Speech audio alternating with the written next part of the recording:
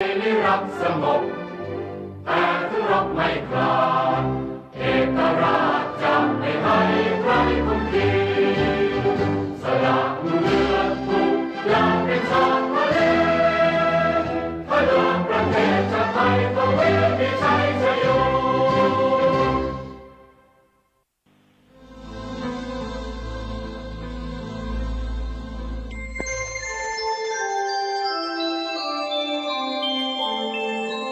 ขณะนี้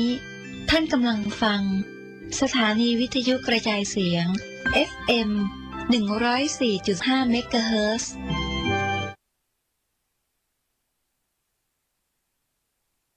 ตอนเกิดใหม่พบหน้าแน่นอนนรกร้อนหน้าสะพรึงกลัวอำนาจกรรมกุศลกรรมหรืออกุศลกรรมไม่ควรกระทำกรรมที่ผิดติดตัวทำบาปโหดร้ายมันไม่ใช่เรื่องยิ้มหัวผลลัพธ์น่ากลัวน่ากลัวอำนาจกรรม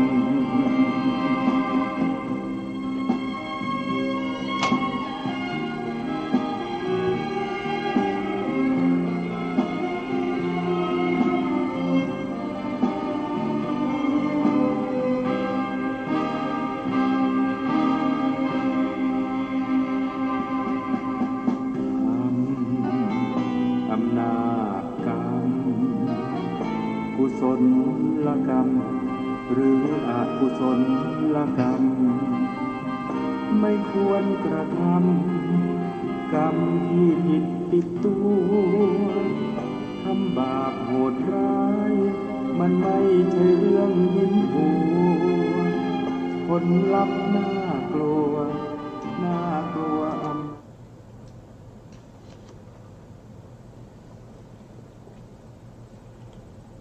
พุทธัง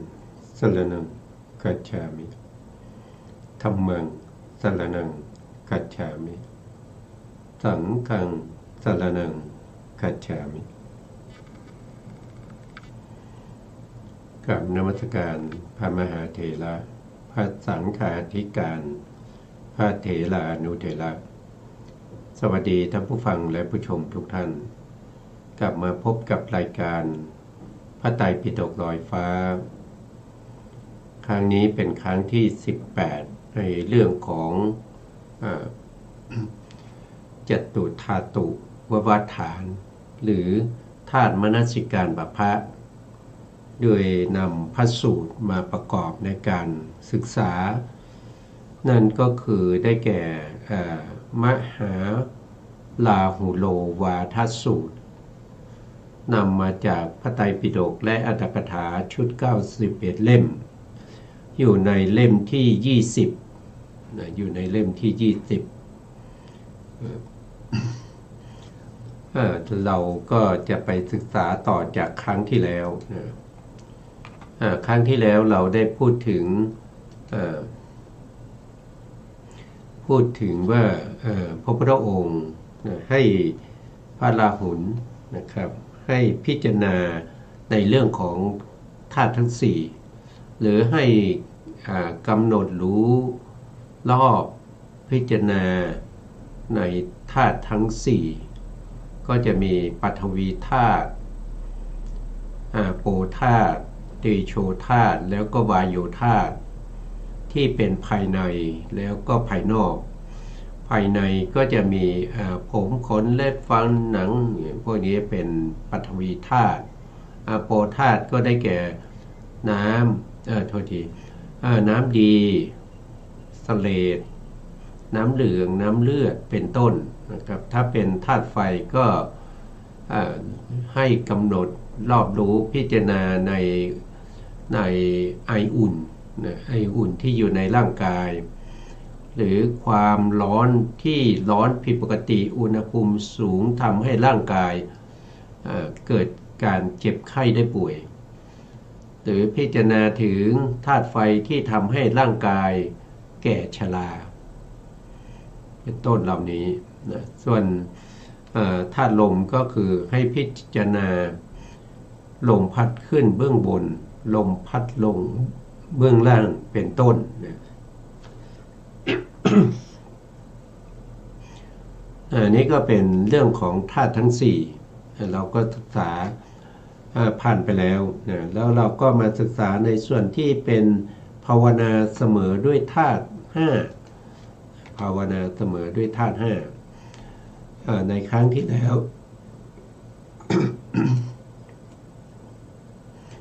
เราก็กำลังจะศึกษาในหัวข้อนี้นะครับในข้อธรรมที่140พระพุทธองค์ได้ตรัสว่าดูก่อนราหุลเธอจงเจริญภาวนาอบรมจิตเสมอด้วยแผ่นดินเถิดเพราะเมื่อเธอเจริญภาวนาเสมอด้วยแผ่นดินอยู่ผัสสะอันเป็นที่ชอบใจและไม่ชอบใจที่เกิดขึ้นแล้วจะไม่ครอบงำจิตได้ดูก่อนราหุลเปรียบเหมือนคนทั้งหลายเทของสะอาดบ้างไม่สะอาดบ้างมูดบ้างคูดบ้างมูดบ้างน้ำลายบ้างน้ำหนองบ้างเลือดบ้างลงบนแผ่นดินแผ่นดินบ้างลงบนแผ่นดินลงบนแผ่นดินแผ่นดินก็จะไม่หรือละหรือเกียรติชังของนั้นก็หาไม่ฉันใดเธอจงเจริญภาวนาเสมอด้วยแผ่นดินฉันนั้นเพราะเมื่อเธอเจริญภาวนาเสมอด้วยแผ่นดินอยู่ภาษาอันเป็นที่ชอบใจและไม่ชอบใจที่เกิดขึ้นแล้วจะครอบงำจิตใจไม่ได้อันนี้พระพุทธองค์ก็ให้พระราหุลเนี่ยทำใจให้เหมือนกับแผ่นดินแผ่นดินโดยปกติแล้วเนี่ยใครจะทำอะไรลงบนแผ่นดินก็ไม่มีการชิงชังเอื้อมละอาแผ่นดินนั้นก็ยังตั้งอยู่เสมอไม่ว่าจะเอาอุจจาระปัสสาวะน้ำเลือดน้ำหนองหรือสิ่งสกปรกทั้งหลายเทลงไปบนแผ่นดินนั้นก็เฉยไม่มีการทักท้วงไม่มีการเอื้อมละอาไม่มีความอึดอัดไม่ชิงชังแล้วก็ไม่ได้รักใคร่ในสิ่งที่เทลงมาบางครั้งก็เทลงมาด้วยของที่สะอาดก็ไม่ได้รักใคร่บางครั้งเทลงมาด้วยของไม่สะอาดก็ไม่ได้ชิงชังนะครับทำตัวให้เหมือนกับแผ่นดินถ้าสามารถที่จะทำจิตใจของเราให้เหมือนกับแผ่นดินแล้วความทุกข์ความสุขความเฉยๆทั้งหลายก็ไม่สามารถที่จะครอบงำจิตใจของผู้ที่ตั้งตนอยู่ด้วยความกำหนดพิจารณาถึงสภาวะธรรมเหล่านั้นตามที่มันเป็นไม่มีความอึดอัดละอาชิงชังสิ่งเหล่านั้นให้จิตตั้งมั่นอยู่ในสิ่งเหล่านั้นสิ่งเหล่านั้นก็คืออะไรก็คือจิตใจไม่เป็นไปกับโลภะไม่กำหนัดด้วยโลภะไม่ขัดเคืองด้วยโทสะไม่ลุ่มหลงด้วยโมหะวางตัวให้ถูกต้องกับอารมณ์ทั้งหลายที่มากระทบกับจิตใจของเราจิตใจของเราเหมือนกับแผ่นดินรองรับสิ่งทั้งหลายทั้งที่เป็นสุขเวทนาทุกขเวทนาหรืออทุกขมะสุขเวทนาที่เกิดขึ้นจากอารมณ์ทั้งหลายเหล่านั้น ต่อไปนะครับต่อไปในข้อธรรมข้อที่141ดูก่อนราหุลเธอจงเจริญภาวนาเสมอด้วยน้ำเถิดเพราะเมื่อเธอเจริญภาวนาเสมอด้วยน้ำและอยู่ภาษาอันเป็นที่ชอบใจไม่ชอบใจที่เกิดขึ้นแล้วจะไม่สามารถครอบจิตได้นะไม่สามารถครอบงำจิตได้ดูก่อนราหุลเปรียบเหมือนกับคนทั้งหลายล้างของสะอาดบ้างของไม่สะอาดบ้างมีคูดมีมูดมีน้ำลายมีน้ำหนองมีเลือดบ้างนะเทลงไปในน้ำนั้นก็ไม่ละอาไม่อึดอัดละอาหรือชิงชังด้วยของนั้นหาไม่ได้ฉันใดเธอจงเจริญภาวนาให้เสมอด้วยน้ำนะเสมอด้วยน้ำก็คือให้จิตเนี่ยนะครับให้เสมอด้วยน้ำซึ่งเป็นอะไรเป็นน้ำเนี่ยเป็นความเย็นนะครับเป็นความเย็นนะถูกกับอะไรน้ำนั้นก็ไม่ได้ชิงชังไม่ได้รักใคร่นะไม่ได้เอื่อมละอาหรืออึดอัดน้ำนั้นก็ยังมีอุณหภูมิเท่าเดิมนะคนนี้ลงมาในน้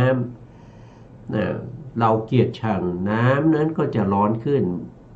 ไม่ได้มันเป็นไปไม่ได้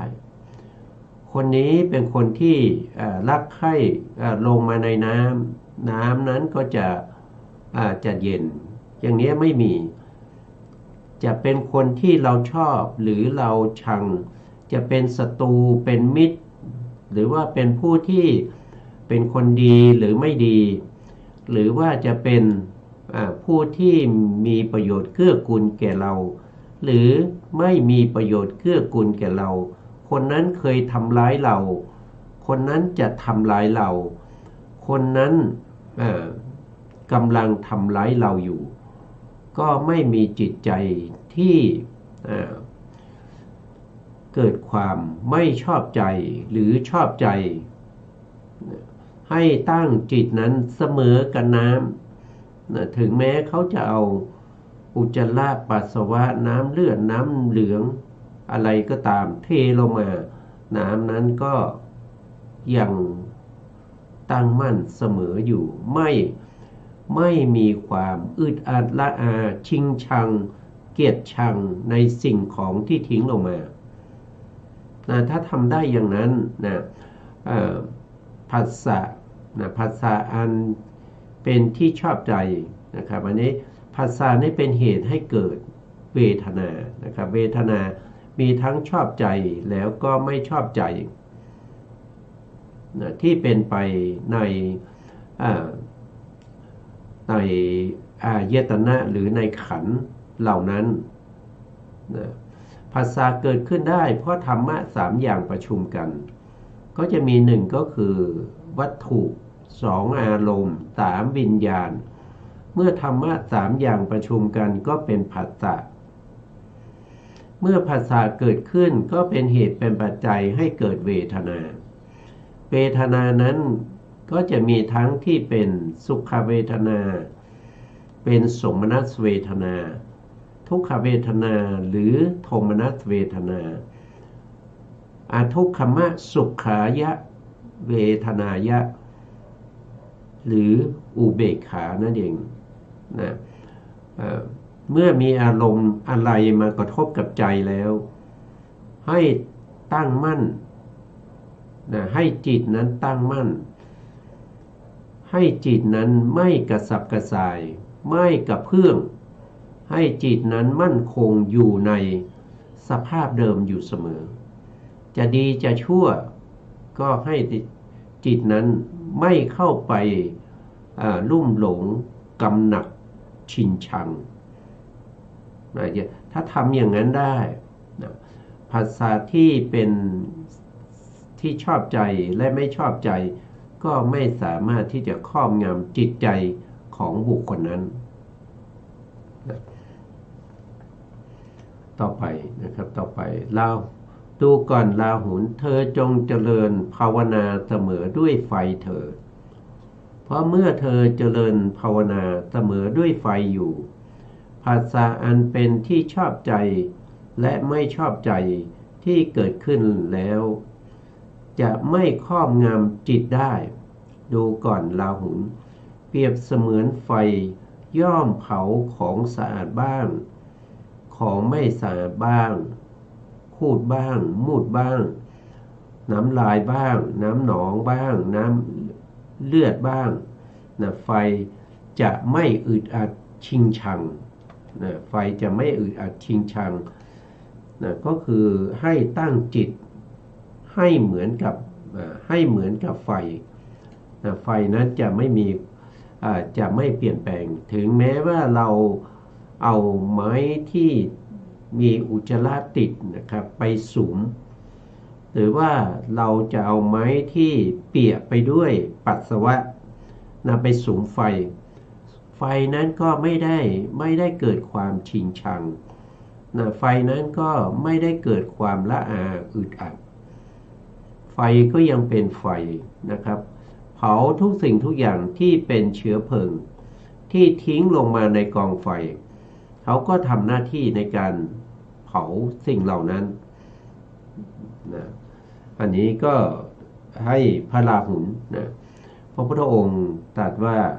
ให้พระราหุลเนี้ยทำจิตทำใจให้เหมือนกับ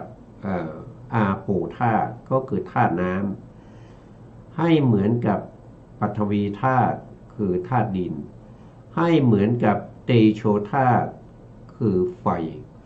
นะพระพุทธองค์ได้ตรัสอย่างนี้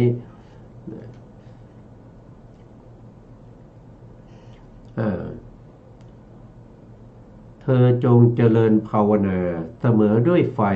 ฉันนั้นแหละเพราะเมื่อเธอเจริญภาวนาเสมอด้วยไฟอยู่ภาษาอันเป็นที่ชอบใจและไม่ชอบใจที่เกิดขึ้นแล้วจะครอบงำจิตใจไม่ได้นะครอบงำจิตใจไม่ได้ต่อไปก็จะเป็นธาตุที่4นะครับดูก่อนราหุลเธอจงเจริญภาวนาเสมอด้วยลมเถิดนี่เป็นธาตุเป็นวายโยธาตุนะเพราะเมื่อเธอเจริญภาวนาเสมอด้วยลมอยู่ภาษาอันเป็นที่ชอบใจและไม่ชอบใจที่เกิดขึ้นแล้วจะครอบงำจิตใจของเธอไม่ได้ดูก่อนราหุลเปรียบเสมือนลมย่อมพัดถูกต้องของสะอาดบ้างพัดถูกต้องของไม่สะอาดบ้างคูดบ้างคูดนี้ก็คืออุจจาระนะมูดนี้ก็คือได้แก่ปัสสาวะนะไม่ว่าจะพัดถูกกองอุจจาระหรือจะพัดถูกปัสสาวะลมนั้นก็ไม่ได้เกิดความชิงชังนะไม่ได้เกิดความละอาไม่ได้เกิดความรู้สึกที่ไม่ดีนะฉันใดเธอจงเจริญภาวนาเสมอด้วยลมฉันนั้นเพราะเมื่อเธอเจริญภาวนาเสมอด้วยลมอยู่ภาษาอันเป็นที่ชอบใจและไม่ชอบใจที่เกิดขึ้นแล้วจะครอบงำจิตของเธอไม่ได้ถ้าเราปล่อยให้จิตใจของเราเนี่ยเป็นไปโดยธรรมชาติจิตใจของเราก็จะไหลไปในส่วนที่เป็นอกุศลเมื่อมีสิ่งที่ไม่ชอบใจเข้ามากระทบอารมณ์ที่เราไม่ชอบนะครับหรือว่าอารมณ์ที่เราต้องการแล้วก็ไม่ได้สิ่งเหล่านั้นก็จะเป็นเหตุเป็นปัจจัยให้เราเสียใจนะเมื่อเราเสียใจจิตนั้นก็จะความไม่ชอบใจเหล่านั้นก็จะครอบงำจิตนะเมื่อครอบงำจิตแล้วทำให้จิตนั้นกระเพื่อมทำให้จิตนั้นไม่สงบคิดถึงตึกถึงแต่เรื่องราวเหล่านั้นจิตนั้นก็จะมีกำลัง ก็จะมีกำลังเมื่อจิตนั้นมีกำลังจิตนั้นก็จะแสดงออกมาด้วยวาจาแสดงออกมาถึงความไม่พอใจด้วยวาจาแสดงออกมาถึงความไม่พอใจด้วยกิริยาอาการสีหน้าท่าทางกิริยาทั้งหลายที่ทำให้รู้ได้ว่าไม่ชอบใจไม่พอใจนั่นแสดงว่าถู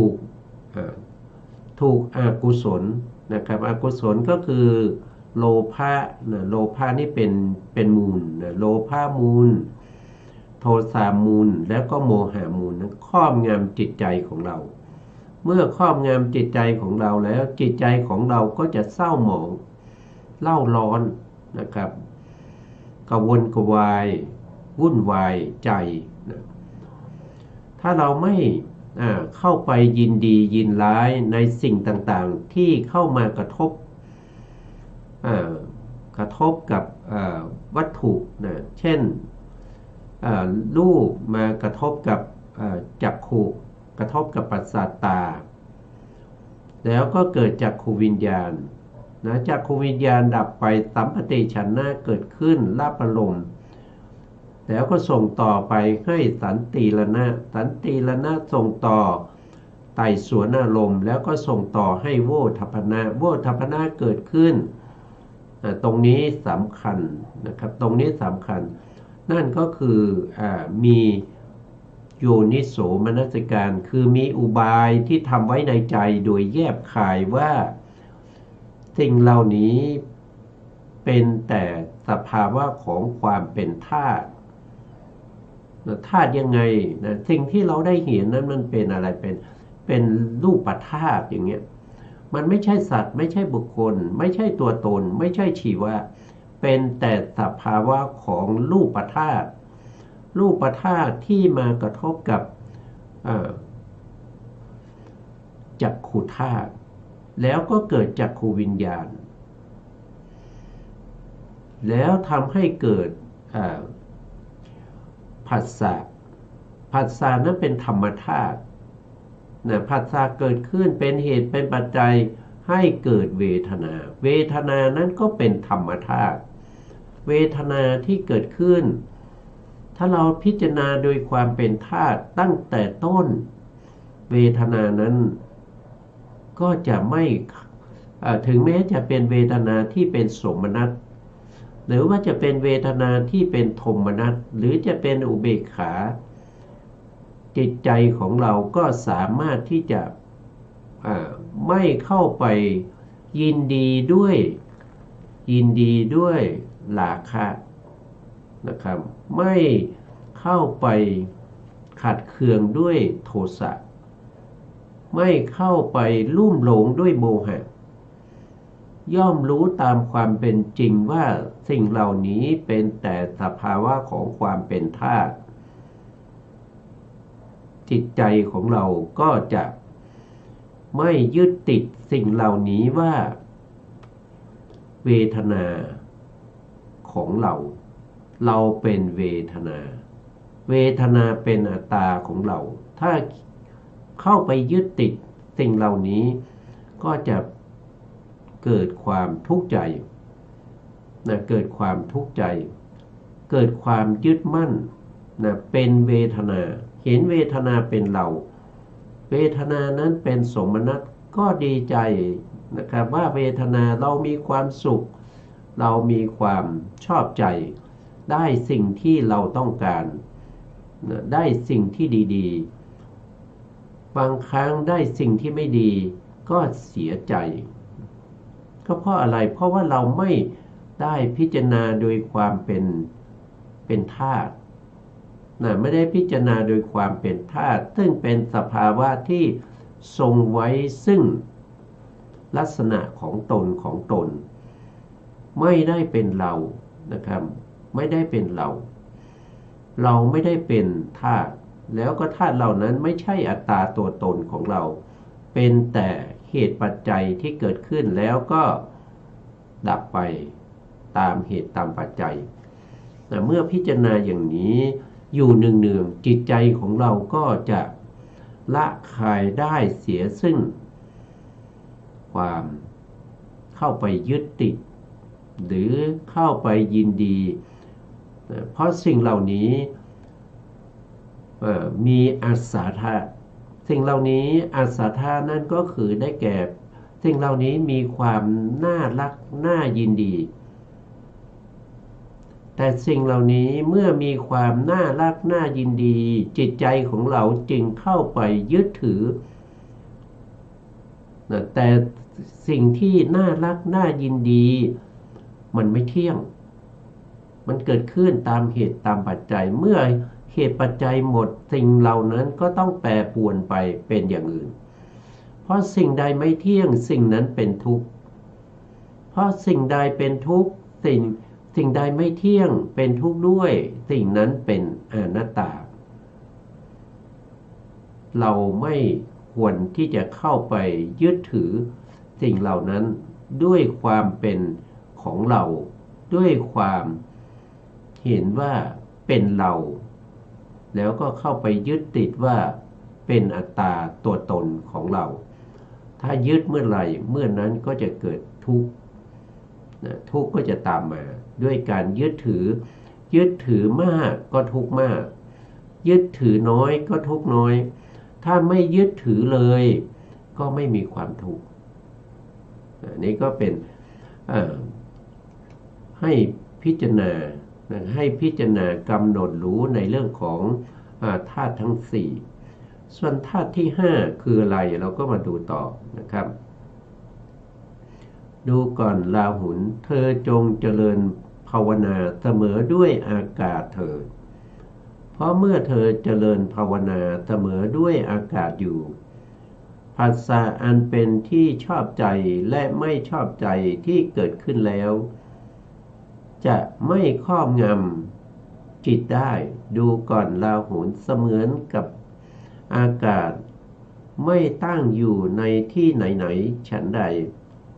ก็คือหมายถึงว่าอากาศคือลมที่มันพัดมาเนี่ยมันไม่ได้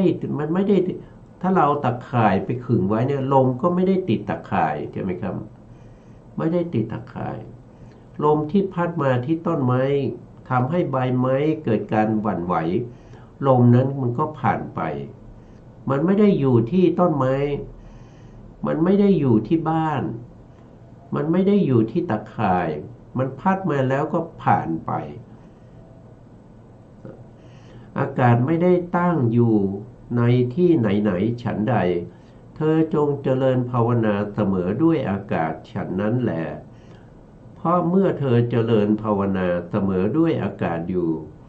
ผัสสะอันเป็นที่ชอบใจและไม่ชอบใจที่เกิดขึ้นแล้วจะไม่ครอบงำจิตได้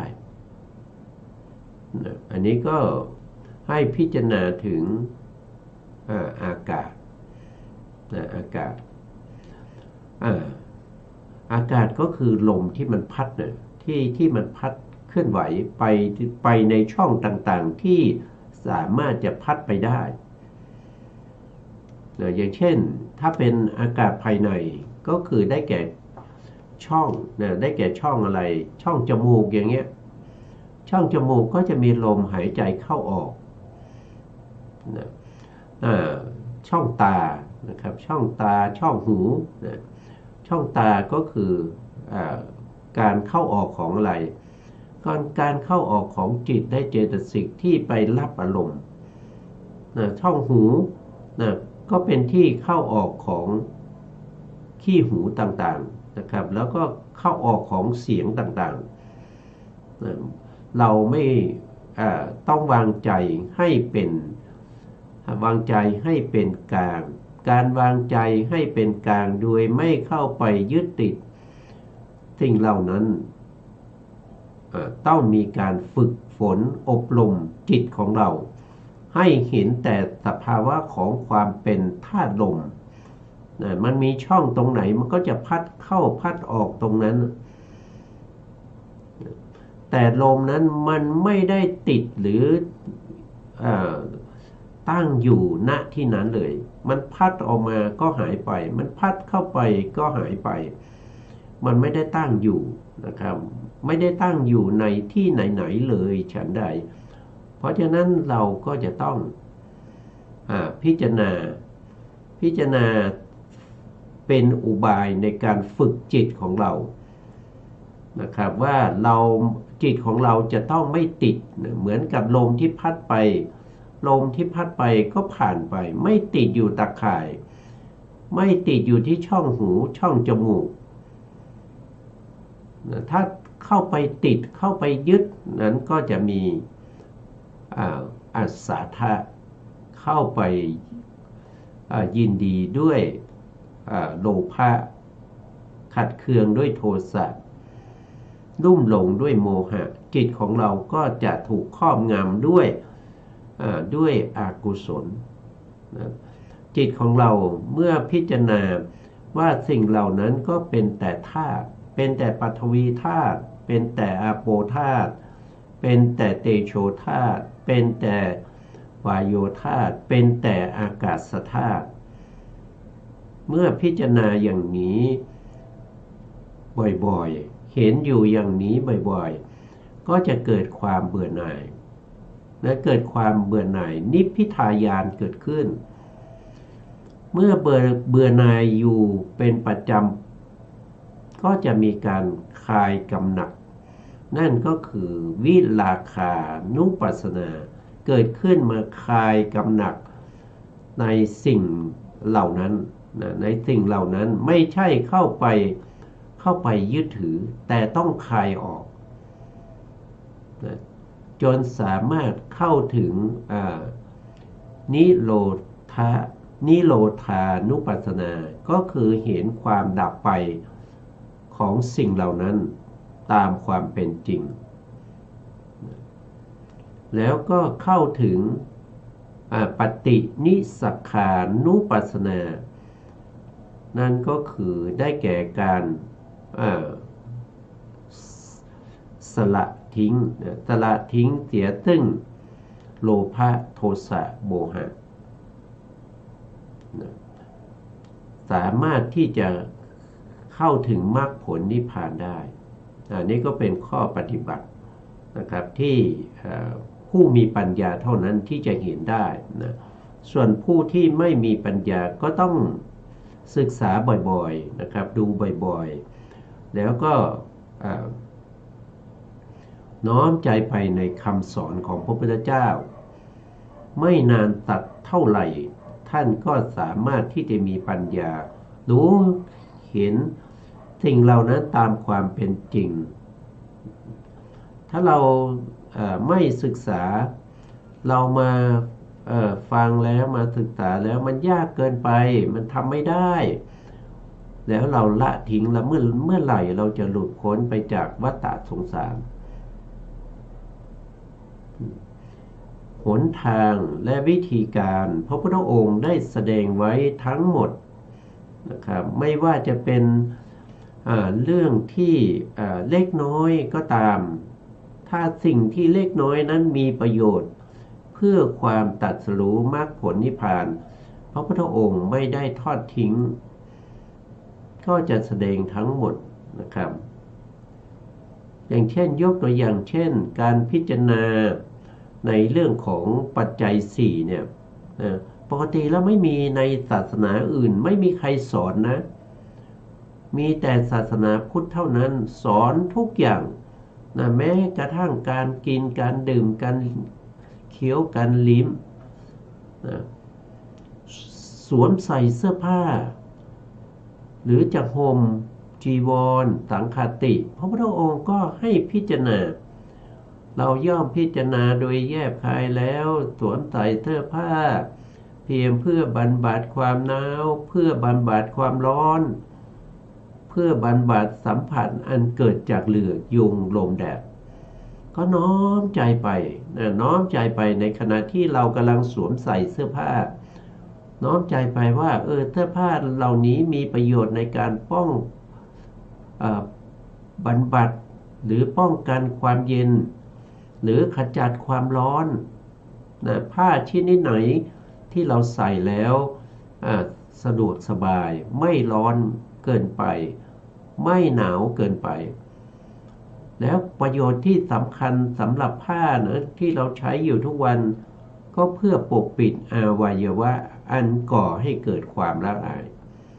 เนี่ยพระพุทธองค์ทรงสั่งสอนพวกเรา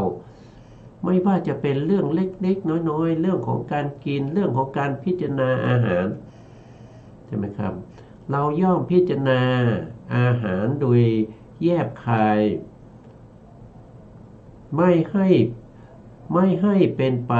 เพื่อความเพลิดเพลินสนุกสนานเวลาเราทานอาหารเราไม่ได้ทานเพื่อความสนุกสนานไม่ได้ทานเพราะเล่นนะครับแต่ทานด้วยการพิจารณาถึงสภาวะของความเป็นธาตุอาหารก็เป็นธาตุอาหารทั้งหลายที่เราทานเข้าไปเป็นกัปพดีกลาหารกัปพดีกลาหารนั้นถ้าไม่มีมหาพุทธรูปสี่โอชาในกัปพดีกลาหารก็มีไม่ได้เพราะรูปทั้งหลายต้องอาศัยมหาพุทธรูปสี่คืออาศัยธาตุดินธาตุน้ำธาตุไฟแล้วก็ธาตุลมถึงจะเกิดขึ้นตั้งอยู่ได้แต่พระพุทธองค์ก็ทรงให้เราพิจารณาทรงใจไปในการพิจารณาให้เห็นถึงสภาวะนั้นจริงๆว่าเวลาเราทานอาหารเราไม่ได้ทานเพื่อความสนุกสนานไม่ได้ทานเพราะเล่นเราไม่ได้ทานเพราะว่าให้กายนั้นไม่ได้ทานเพราะว่าความเมามันไม่ได้ทานเพราะว่าจะตกแต่งร่างกาย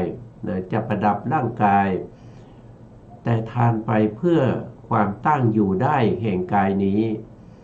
เพื่อความเป็นไปได้ของอัตภาพเพื่อความสิ้นไปแห่งความลำบากทางกายเพื่ออนุเคราะห์แก่การประพฤติพรหมจรรย์ด้วยการทำอย่างนี้เราย่อมระงับเสียซึ่งทุกขเวทนาเก่าที่บังเกิดขึ้นแล้วก็ไม่ทำให้ทุกขเวทนาใหม่เกิดขึ้นแล้วก็การทำอาหารการที่เราทานอาหารอย่างนี้มันไม่มีโทษมันมีโทษอันหนึ่งมันไม่ได้เป็นไปด้วยโทษแล้วก็มันเป็นไปเพื่อความเป็นอยู่ของกายนี้ต้องมีการพิจารณานะครับแม้กระทั่งการกินเนี่ยพระพุทธองค์ก็ให้เราสอนให้เราเนี่ยพิจารณาไปทำไมการพิจารณาอยู่เนืองๆบ่อยๆจิตใจจะยอมรับถึงสภาพความเป็นจริงเหล่านั้นจิตใจจะไม่เข้าไปยึดถือว่าสิ่งเหล่านั้นเป็นตัวเป็นตนของเราสิ่งเหล่านั้นเป็นเราเป็นสิ่งเหล่านั้นนั่นของเรานั่นของเราเป็นนั่นเราสิ่งนั้นเป็นอัตตาตัวตนของเราต้องเห็นตามความเป็นจริงเมื่อเห็นตามความเป็นจริงอยู่เนืองๆก็จะเกิดความเบื่อหน่ายเกิดนิพพิทายานนิพพิทายานเกิดขึ้นเกิดความเบื่อหน่ายก็จะละคายด้วยวิราคานุปัสสนานะครับแล้วก็จะตามมาด้วยนิโรธานุปัสสนาตามมาด้วยปฏินิสสคานุปัสสนาเข้าถึงมรรคผลนิพพานในที่สุดนะเมื่อเข้าถึงมรรคผลนิพพานเราก็ปิดประตูอบายนะไม่ต้องไปเกิดในอบายอย่างเช่นพระองคุลิมานฆ่าคนมามากมายเป็น999คนเหลืออีก1คนก็จะได้ 1,000 แต่เมื่อพระองคุลิมานเข้ามาบวชในพระพุทธศาสนาแล้วประพฤติปฏิบัติตามคำสั่งสอนของพระพุทธเจ้าสามารถที่จะเข้าถึงมรรคผลนิพพานได้กรรมที่ได้ฆ่ามนุษย์ตั้ง999คนก็ไม่สามารถที่จะให้ผลได้เพราะท่านเป็นพระอรหันต์แล้วท่านปรินิพพานแล้วไม่ต้องไปเกิดในอบายภูมิไม่ต้องไปทุกข์ทรมานอยู่ในมหาเวจีนรก ไม่ต้องมาเกิดเป็นเดรัจฉานให้เขาฆ่าเกิดเป็นสุกรก็ถูกเขาฆ่าไปเป็นอาหารเกิดเป็นโคก็ถูกฆ่าเกิดเป็นอะไรบ้างที่จะไม่ตายไม่มีจะตายด้วยถ้าไม่ถูกฆ่าไม่ถูกทรมานก็จะตายไปตาม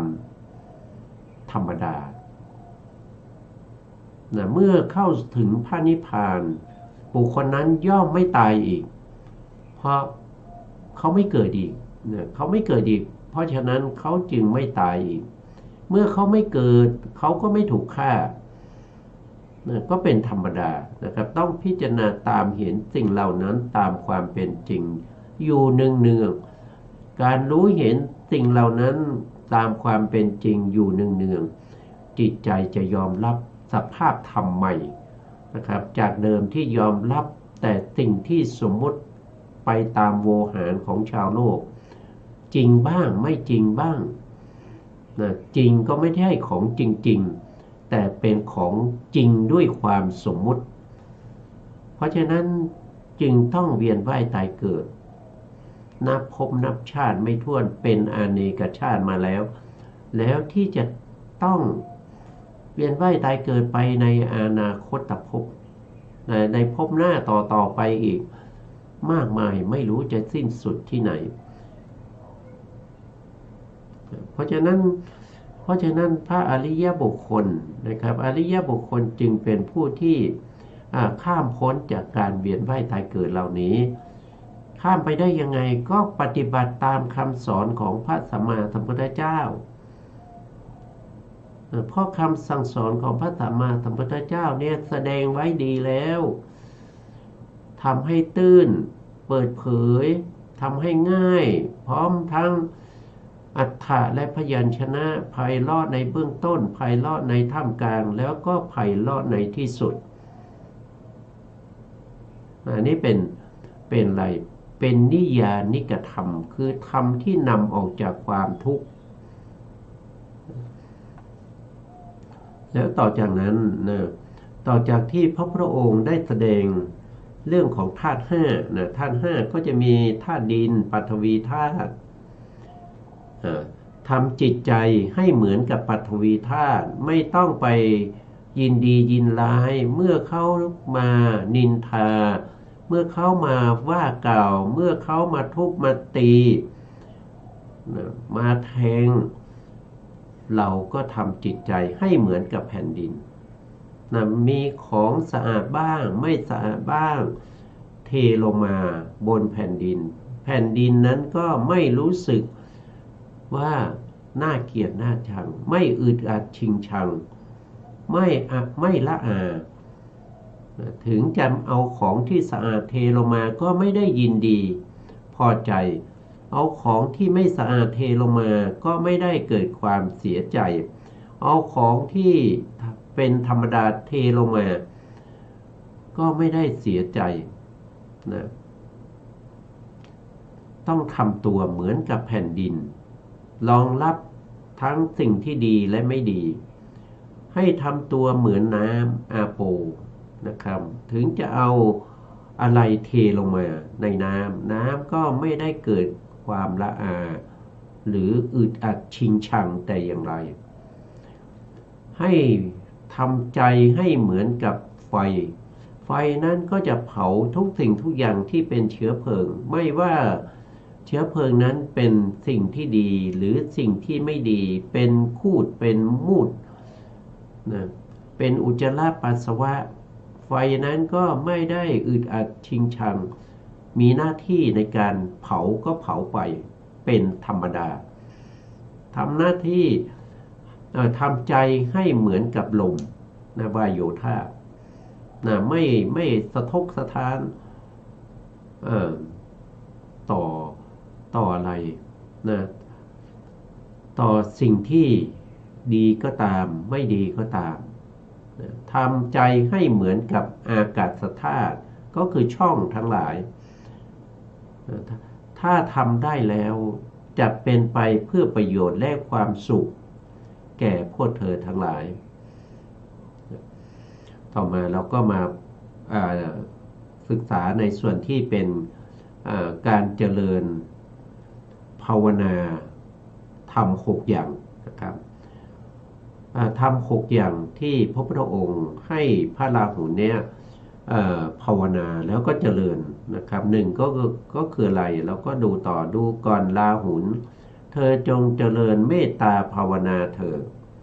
เพราะเมื่อเจริญเมตตาภาวนาอยู่จะละความพยาบาทได้เธอเจริญกรุณาภาวนาเถิดเพราะเมื่อเธอเจริญกรุณาภาวนาอยู่จะละวิหิงสาได้เธอจงเจริญมุทิตาภาวนาเถิดเพราะเมื่อเธอเจริญมุทิตาภาวนาอยู่จะละอารัตติได้เธอจงเจริญอุเบกขาภาวนาเถิดเพราะเมื่อเธอเจริญอุเบกขาภาวนาอยู่จะละปัตติฆะได้นี่ก็พระพุทธองค์ให้พระราหุลเนี่ยเจริญในเรื่องของพรหมวิหาร4ถ้าเจริญเมตตานะครับเมตตานั้นก็จะละความพยาบาทละความพยาบาทได้ความพยาบาทนั้นมีองค์ธรรมเป็นโทสะมีองค์ธรรมเป็นโทสะถ้าเป็นเมตตานี้ก็จะมีองค์ธรรมเป็นอโทสะเมื่อเมตตาคือการแผ่เมตตาไปในสัตว์ทั้งหลายโดยไม่มีขอบเขตไม่มีประมาณเธอจงแผ่เมตตาไปในสัตว์ทั้งหลายโดยไม่มีขอบเขตไม่มีประมาณไม่ว่าจะเป็นคนดีคนชั่ว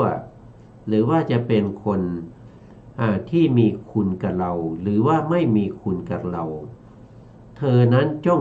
จงแผ่เมตตาไปโดยไม่มีประมาณในมิตรและศัตรูทั้งหลายเหล่านั้นอันนี้ก็เป็นการแผ่เมตตานะครับเมตตาเนี่ยเมตตาก็คือได้แก่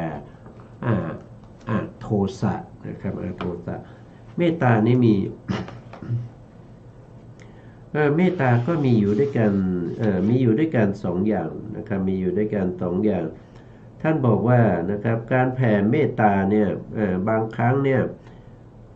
ถ้าเราแผ่เมตตานั้นเป็นอโทสะอันนี้ก็เป็นก็ดีนะครับก็ดีมีปิยมนาปะสัตวบัญญัติเป็นอารมณ์อีกอันหนึ่งนะครับถ้าเราแผ่เมตตาไม่ดีนะครับก็จะกลายเป็นตัณหาเปมะตัณหาเปมะก็คือเมื่อเราแผ่ความรักใคร่ชื่นชมปรารถนาไปในสัตว์ทั้งหลายนะครับโดยมีปิดามารดามีบุตรมีภรรยามีสามีหรือมีญาติพี่น้องนะครับที่เป็นเพื่อนฝูงที่รักใคร่กันนะครับและเมื่อเราแผ่ไปแล้วเนี่ยคนเหล่านั้นนะครับคนเหล่านั้นก็ยังไม่หายจากความเดือดร้อนเมื่อไม่หายจากความเดือดร้อนก็จะทำให้เราเนี่ยจิตของเราเนี่ยก็จะเกิดการหวั่นไหวเมื่อหวั่นไหวนะครับเมตตาภาวนาของเราก็ไม่เข้าถึงความเป็นพรหมวิหารอันนี้เป็นเรื่องของ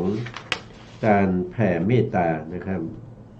ท่านบอกว่าเรื่องของการแผ่เมตตานี้นะครับก็จะมีปิยมนาปะสัตวบัญญัติเป็นอารมณ์นะครับก็คือได้แก่ปิยนาบุคคลคือบุคคลที่มีความ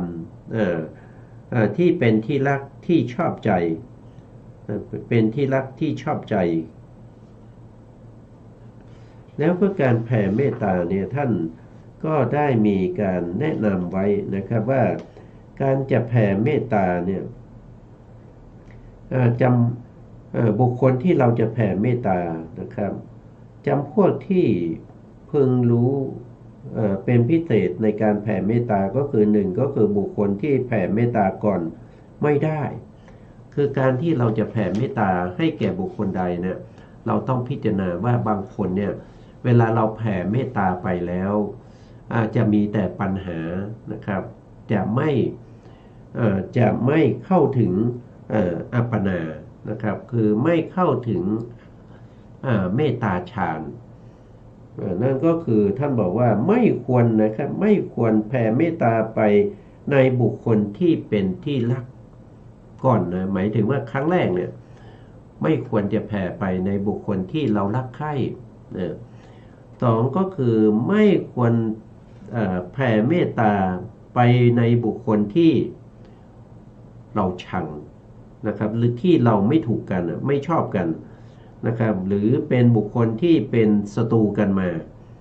นะครับไม่ควรจะแผ่ไปก่อนนะถ้าแผ่ไปก่อนก็จะทำให้เกิดเมตตานั้นมันเศร้าหมองนะเมตตานั้นจะไม่สามารถเข้าถึงอัปปนาได้แล้วถ้าเราไม่แผ่ไปในบุคคลที่เรารักใคร่นะครับหรือว่ารักมากหรือว่าเป็นบุคคลที่เป็นศัตรูกันนะแล้วเราจะแผ่ไปให้ใครก่อนนะคือจะแผ่ก่อนนี้ท่านบอกว่าต้องแผ่ให้ตัวเองก่อนนะแผ่ให้ตัวเองก่อนนะการแผ่ให้ตัวเองนะครับท่านก็มีการแผ่เป็นตัวอย่างนะครับท่านก็บอกว่านะครับอย่างเช่นเวลาเราแผ่เมตตาให้แก่ตัวเองนะครับก็จะมีบทอยู่นะครับหังสุขิโตโหมิขอให้ข้าพเจ้านะครับจงเป็นผู้ถึงความสุขครับหังนิทุกโขโหมิขอให้ข้าพเจ้าจงเป็นผู้ไม่มีทุกข์เป็นผู้ไม่มีทุกข์หรือคาดแคล้วจากภัยอันตรายทั้งหลายหังอเวโลโหมิขอให้ข้าพเจ้าจงเป็นผู้ไม่มีศัตรูทั้งภายในและภายนอกศัตรูภายในได้แก่อะไรก็คือได้แก่กิเลสได้แก่นิวรณ์ทั้งหลายมีกามฉันทานิวรณ์พยาปาทานิวรณ์ถีนามิทานิวรณ์อุทธัจจะกุกุจจานิวรณ์วิจิกิจฉานิวรณ์อันนี้เป็นเป็นนิวรณ์ที่มาคอยกั้นในเวลาที่เราทำสมาธิหรือในเวลาที่เราเจริญวิปัสสนาแม้กระทั่งในขณะที่เราสวดมนต์ไหว้พระนิวรณ์ทั้งหลายก็เข้ามาแทรกเป็นช่วงๆถ้าเราสังเกตก็จะเห็นได้นะครับว่าเดี๋ยวก็มีกามฉันทานิวรณ์เกิดนึกถึงคนนั้นคนนี้แล้วก็ชอบใจนะ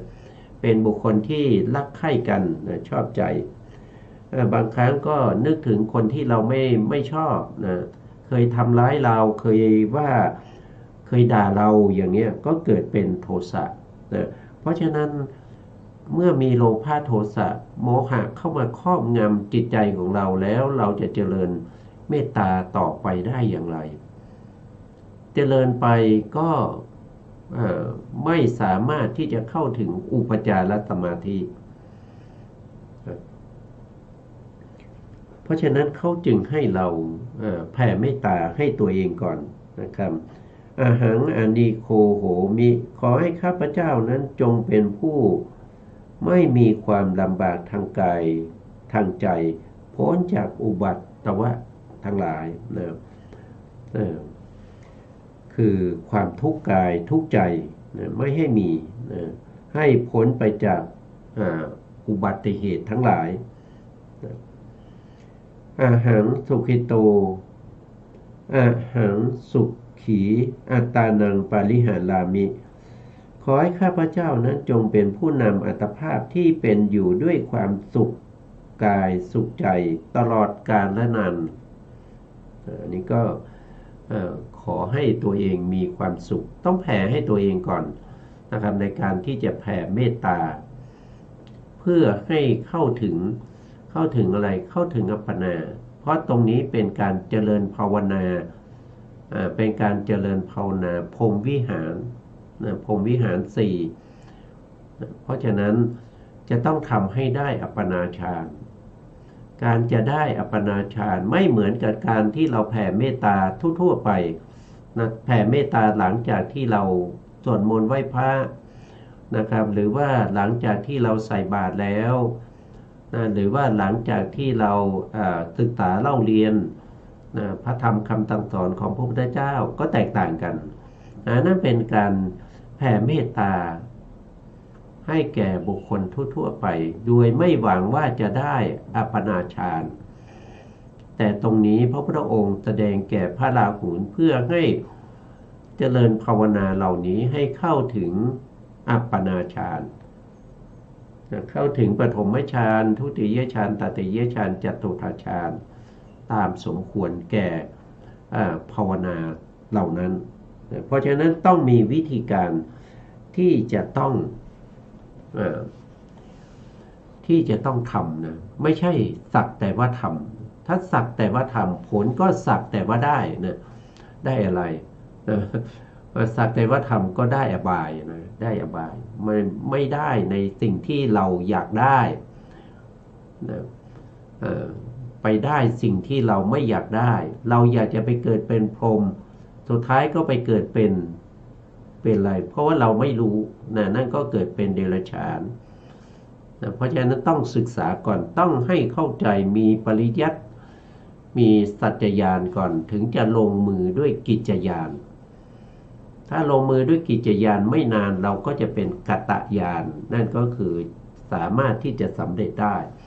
เมื่อเดินทางถูกเป้าหมายก็ถึงได้ถ้าเดินทางผิดนั่นก็ไม่ถึงเป้าหมายแล้วก็มีโทษด้วยนะครับการปฏิบัติในเรื่องของสมาธิสมถะหรือวิปัสสนานี้ไม่ใช่ว่าทำแล้วก็แล้วนะไม่ใช่นะทำถูกก็ดีได้ประโยชน์ทำผิดก็ได้โทษนะครับสุดท้ายนี้ขอบพระคุณพระครูสมุทรวิศวัตรวรกิจโจผู้อำนวยการสถานีวิทยุเพื่อการศึกษาพระพุทธศาสนาและวัฒนธรรม FM 104.5 เมกะเฮิรตซ์จังหวัดเชียงใหม่และขอบพระคุณพระครูปริยัติยานุศาสตร์ขอบคุณท่านผู้ฟังและผู้ชมทุกท่านนะครับที่ติดตามในรายการพระไตรปิฎกลอยฟ้าพบกันใหม่ในโอกาสต่อไปครับวันนี้ลาไปก่อนครับสวัสดีครับ